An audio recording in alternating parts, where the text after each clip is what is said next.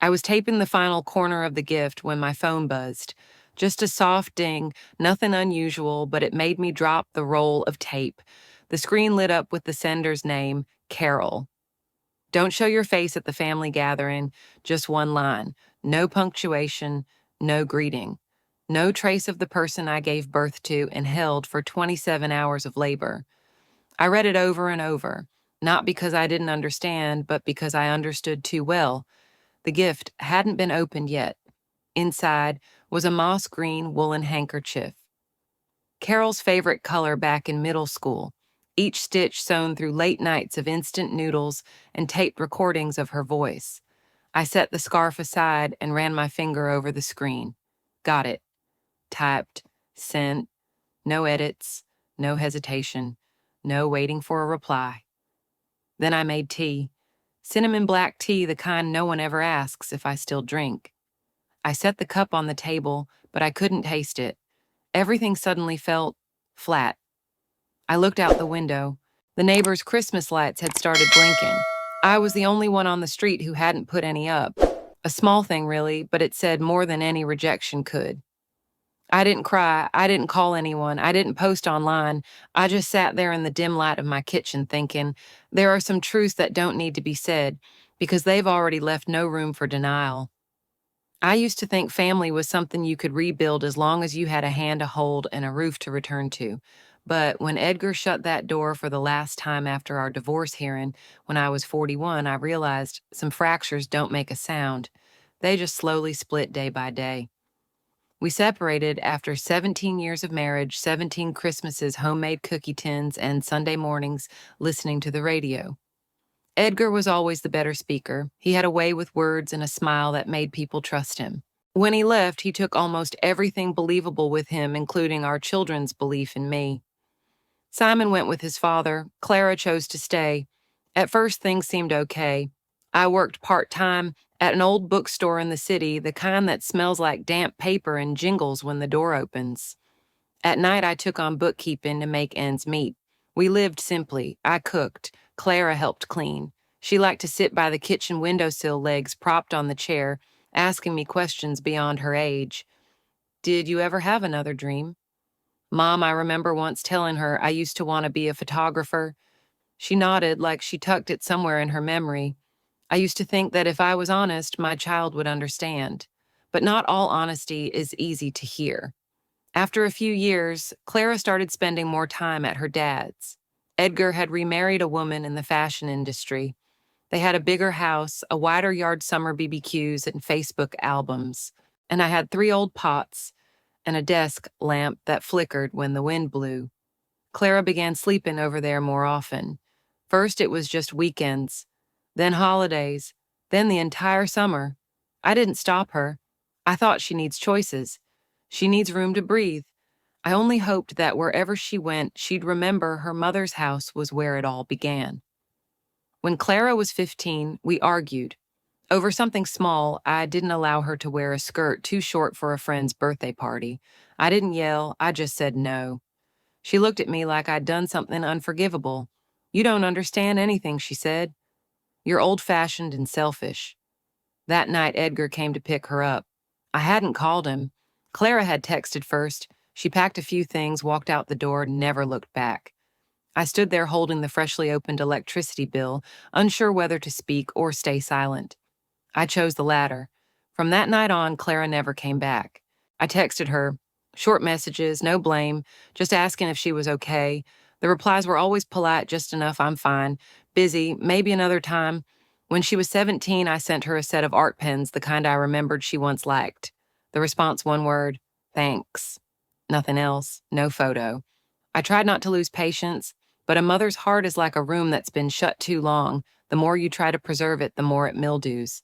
Still, I kept going, sending gifts, sending wishes, like a routine, like writing letters to an address that no longer has a recipient.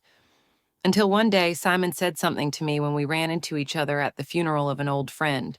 Clara said, "You left us, that you got tired and decided to walk away." I stood still, not knowing what to say. Simon added, "Dad said you didn't think we were worth holding on to. I didn't ask more. I didn't deny it. I just looked down at the shoes I'd worn for nearly 8 years. Those stories had been told for so long, they'd already hardened into memories in other people's minds. What hurt most wasn't that they were wrong. It was that I'd let others tell my story for me far too long. The last time I went to Clara's house was last spring. She had invited me over for lunch, a light meal for her daughter Ava's birthday. There was no invitation, just a simple text. If you're free, stop by. I didn't expect much. Previous visits were always brief, polite, like afternoon teas between distant acquaintances, but I still went because I didn't want to be the kind of grandmother who missed every milestone. Clara's home was bright and spotless, as if everything had been curated to avoid excess. Cream-colored walls, thick charcoal curtains, a pale gray sofa. There was nothing to suggest this place had ever held a piece of my daughter's childhood. Clara wore a thick beige dress, her hair tied neatly in a bun. She welcomed me in with a loose hug. I figured that was all we had left between us, a polite obligation kept alive for Ava's sake. I sat near the window and played with the little girl. She had Clara's round eyes from when she was young, and the way she tilted her head while laughing made my heart ache. In that brief moment, I saw something familiar, not in my daughter, but in my granddaughter. Lunch was simple: tomato tart, mustard leaf salad, and a glass of beet juice. Everything was precise, nothing extra, as if the meal had been rehearsed in advance. I got up to take the dishes to the kitchen, but Clara stopped me. Without looking, she said, "Just leave them, Mom. These dishes are expensive." Her tone wasn't dismissive, but it wasn't warm either. I nodded silently and returned to my seat, but my eyes drifted toward a wooden cabinet in the living room where I once saw a small oak jewelry box. That box was a gift I gave Clara when she turned 18. Inside it was a silver bracelet engraved with 3 letters, E.C.B. Eleanor, Clara Bess. My name, my daughter's, and my mother's. A circle of 3 generations. Now it was nowhere in sight. I hesitated a little, then asked softly, "Do you still have the bracelet I gave you when you turned 18?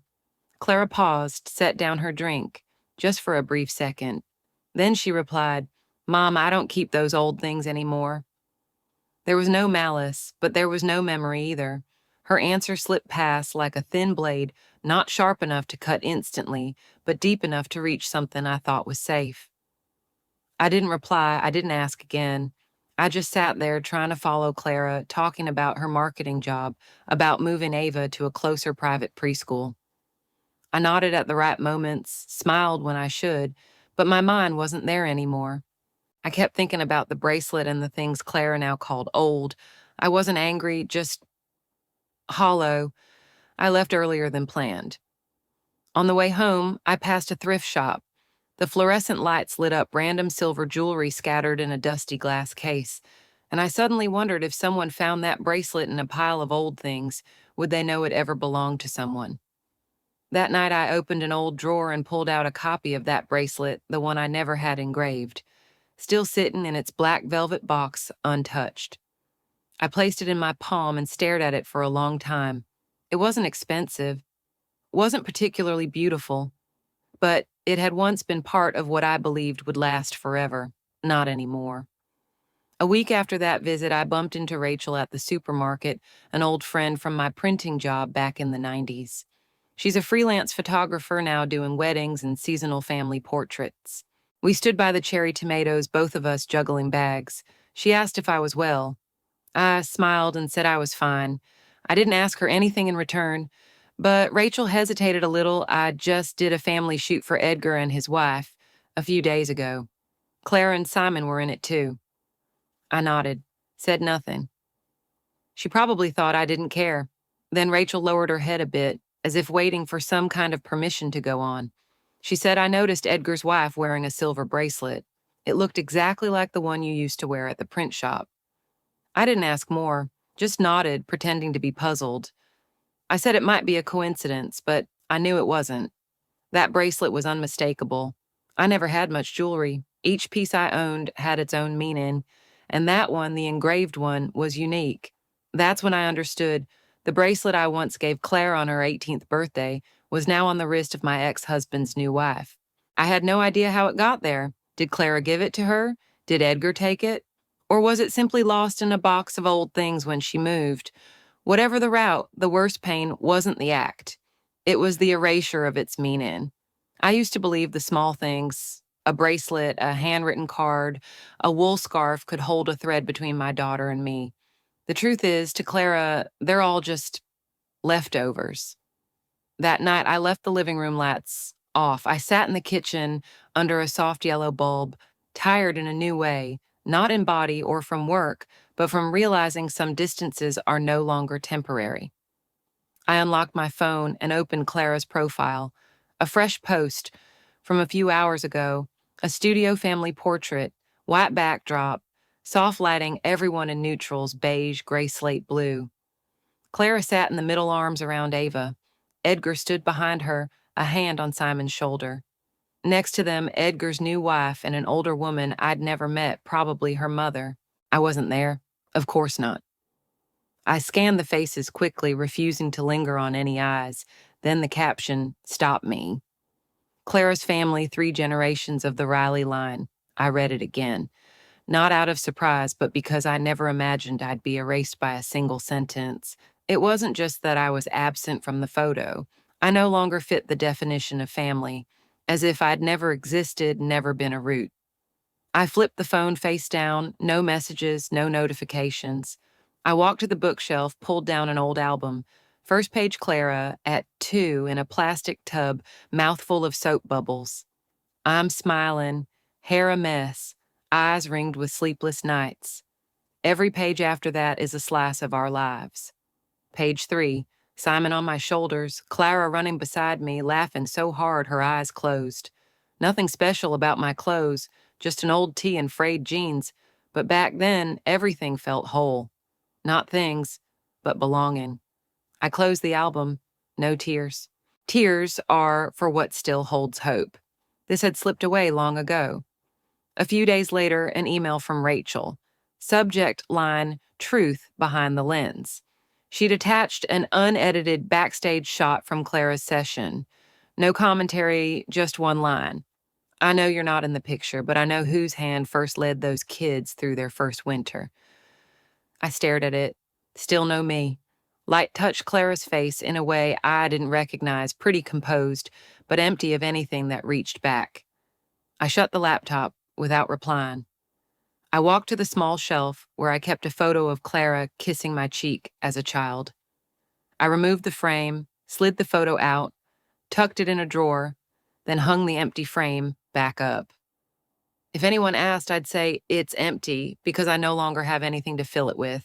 Then came a letter from a local law office, an invitation to confirm ownership of a plot in Northumberland, land Edgar and I bought over 30 years ago, back when marriage felt like a beginning, not a fork in the road. I set the letter beside a cold mug of tea, neat linen paper, black ink formality bordering on sterile. I assumed it was just updating signatures, nothing more. But when I arrived at the office, a 3-story brick building, bright halls smelling of floor cleaner, Edgar was already seated. Simon skimmed documents, eyes avoiding mine. Clara sat farther away, staring at her phone. No one greeted me.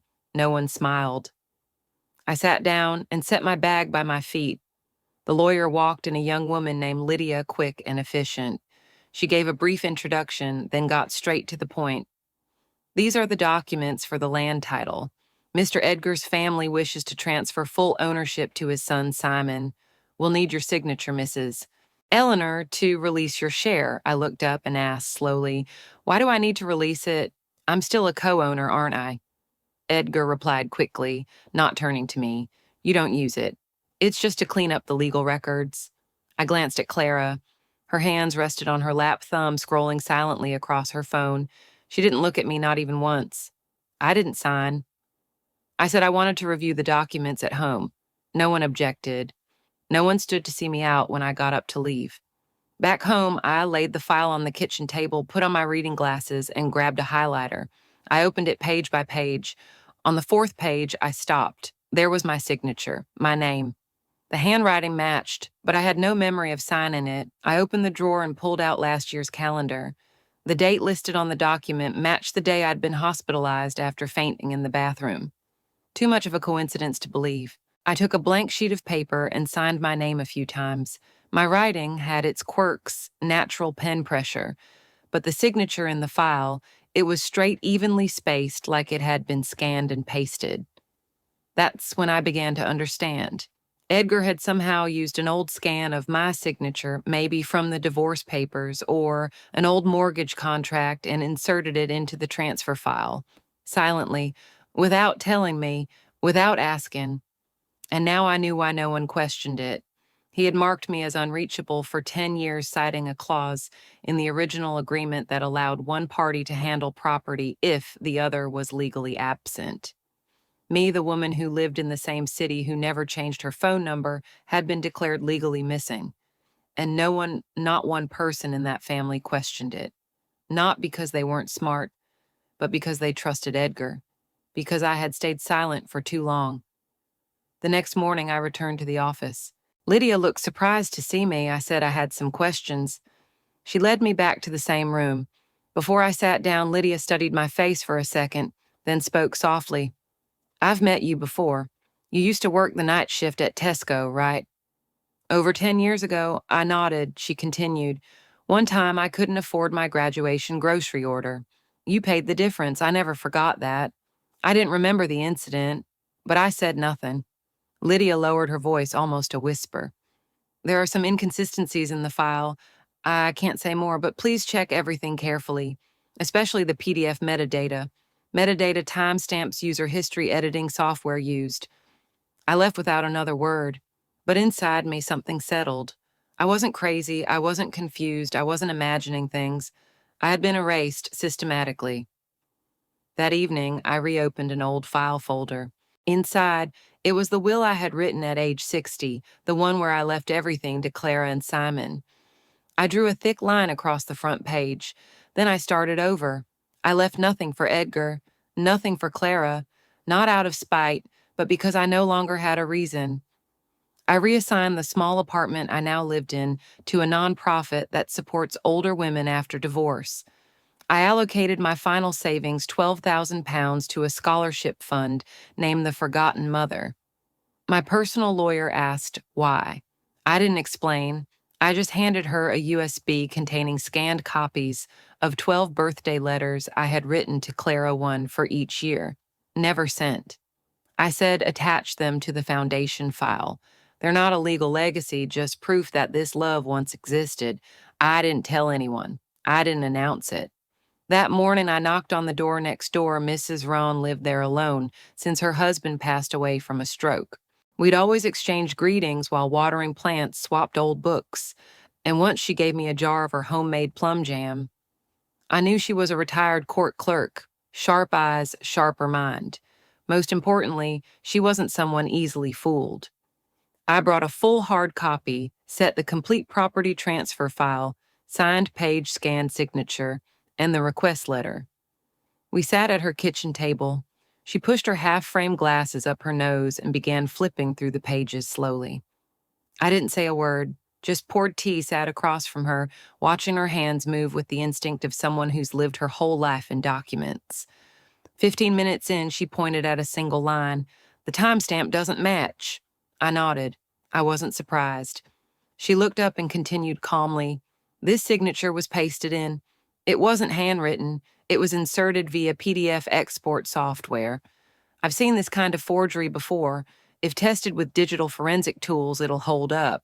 I pressed my lips together, not out of anger, but because I finally felt lighter. Not because I was right, but because I no longer doubted myself.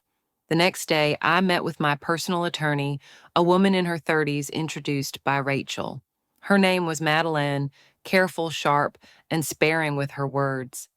I handed over everything, the full file and a second folder, my new will. In it, I left nothing to Edgar, Clara, or Simon, not out of revenge, but because I had confirmed they no longer considered me part of the family. I explained clearly. The apartment I live in now, I'm donating it to a community organization that helps older women re-enter life after divorce or displacement. I've worked with them, visited the center, spoken to the director.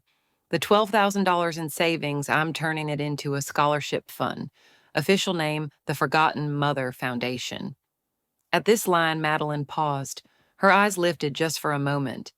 I didn't explain. I simply pulled a USB drive from my bag. Inside are 12 birthday letters I wrote to Clara from the year she turned 16 to 27.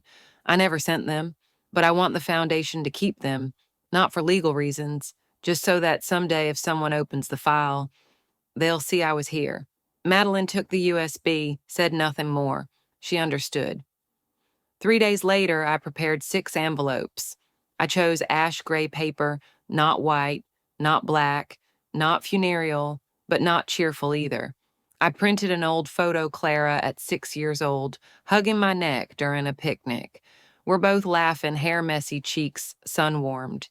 The photo wasn't very clear, but anyone who lived that moment would recognize what it was, a family even if it had since fallen apart. I enclosed a legal asset excerpt with a certified statement that the signature in the transfer file had been digitally inserted, not written by hand. I didn't include a letter, no explanation, no complaints. At the bottom of each envelope in the same handwriting I used in the birthday letters, I wrote a single line. If someone's been erased from a family long enough, they stop trying to squeeze back in, but they still have the right to leave, head held high.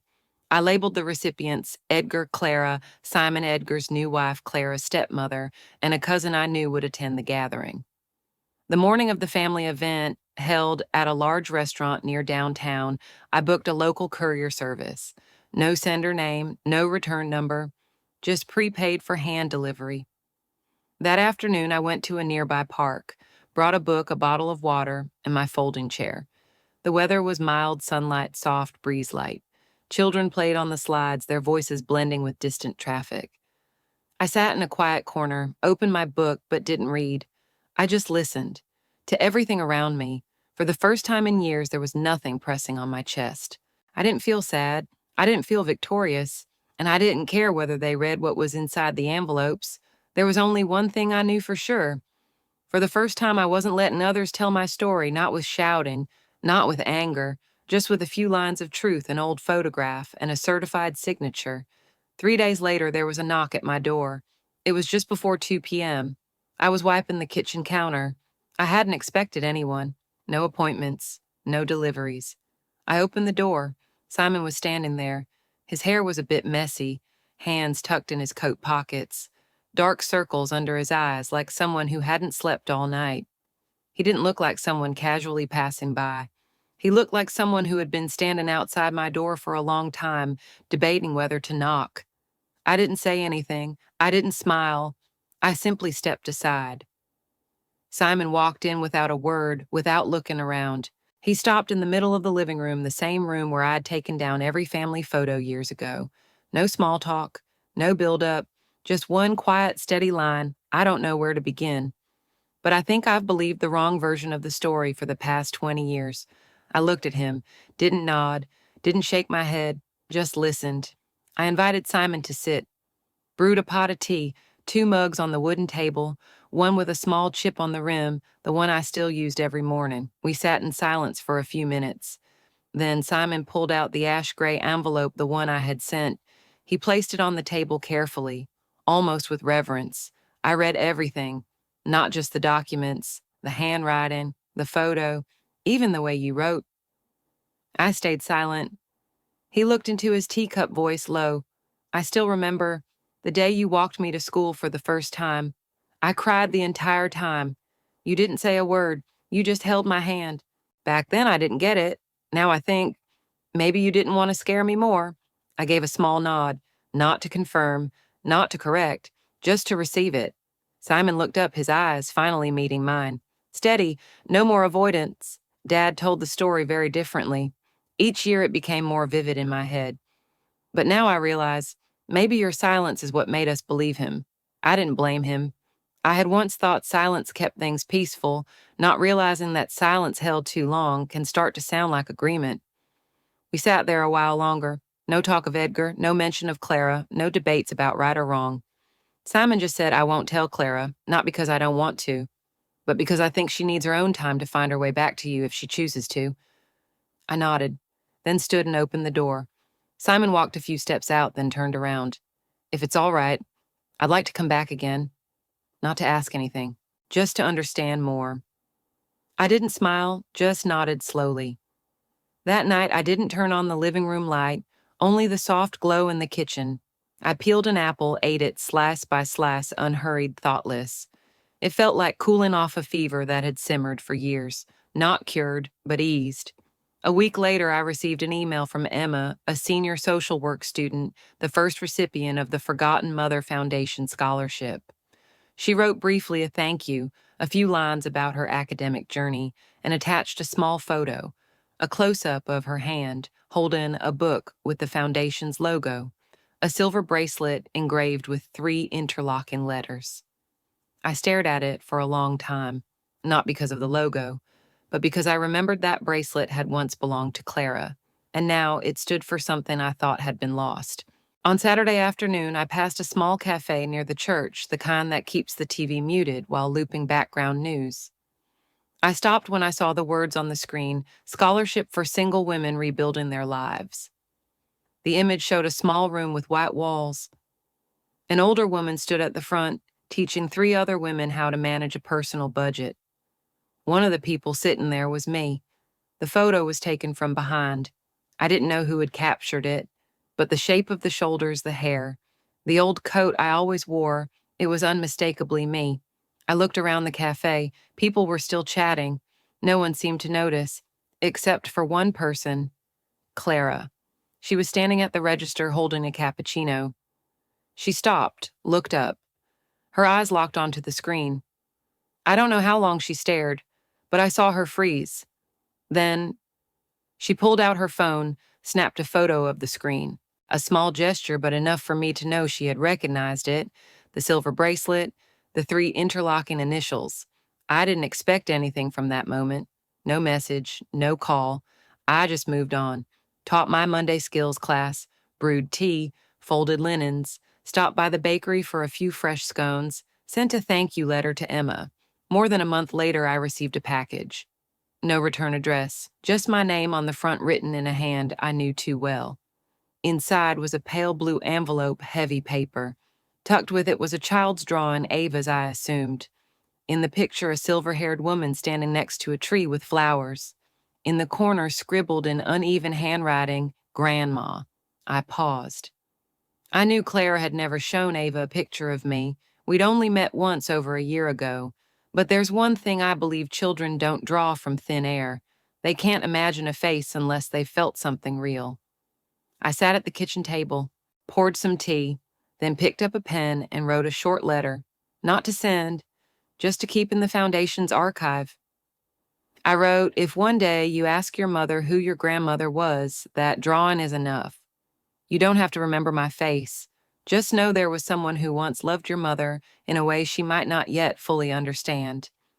I folded the letter, placed it inside the file, closed it, no lock, no seal. For the first time in a long while, I thought, maybe I'm no longer in the family photos, but that doesn't mean I was never part of their lives. I moved to a small coastal town in mid-April when the wind still carried a chill, but the sun stayed long enough to be called spring. The room I rented sat on the second floor of a red brick house, just big enough for a single bed, a small wooden table, and a gray fabric chair. The window faced the sea, where in the mornings I could hear the waves soft and steady like breathing. Something quiet, but not still. I didn't bring much. 1 suitcase of clothes, an old teapot, a folder of letters, photos, and legal papers, no picture frames. The faces I once kept too close, I left them behind. I still teach a small class at the local community center where women over 50 come to learn how to stand on their own after divorce, after loss, or simply after being left behind. We didn't talk much about feelings. We talked about budgets, wills, utility bills, the small things that can drown a person if they're not used to staying afloat. I taught them how to say no without guilt, how to keep a small asset without needing anyone's permission, how to look in the mirror and still see a person of worth whether others see it or not. No one in class asked me about my family, maybe because they recognized something in my eyes, a look they were familiar with, the look of someone who had stopped hoping but never lost their dignity. One late afternoon after class, I sat on a bench near the sea. The wind carried the scent of salt and sand. A boy was playing in the water with his mother, his laughter echoing across the shore, mingling with the cries of seagulls. I watched them not with envy, not with regret, just as if I were witnessing something that once belonged to me a long time ago. I don't know what Clara will do with what I left behind. I don't know if Simon will ever come back or if that one conversation was all there would be. I'm not waiting. I've sent my part out into the world through a silver bracelet, a faded photo, a handwritten line on an envelope, and maybe that's enough. A month later, I received an email from Emma, the young woman who had received the scholarship from the foundation. Dear Ms. Eleanor, your letters help me realize some mothers, even when forgotten, are still present in the quiet things they've done their entire lives. I read it again and again. Then I smiled. Not out of happiness, but because I knew someone not bound by blood had opened that file and understood. No questions, no explanations, just a quiet knowing I had once been there. That night I made a pot of tea, played an old classical record, a piano sonata I used to play when Clara was in kindergarten. I didn't cry. I didn't daydream about some last-minute reunion. Instead, I wrote one final line on the last page of the notebook on my desk. Not everyone crossed out of a family disappears. Some choose to stand outside not out of bitterness, but out of self-respect, and sometimes that's the most graceful way to exist. I closed the notebook, set down the pen. Outside the window, the ocean wind kept blowing, not loud, not demanding, just gently reminding me life goes on. And what about you? Have you ever tried to hold on to a relationship just because it was called family, even though deep down you knew you were no longer really there? Someone out there is still searching for a reason to finally wake up. Could your voice be that reason? Tell us in the comments, have you ever stayed silent to keep the peace only to realize it cost you more than you thought? Your story might be the one someone else needs to hear today.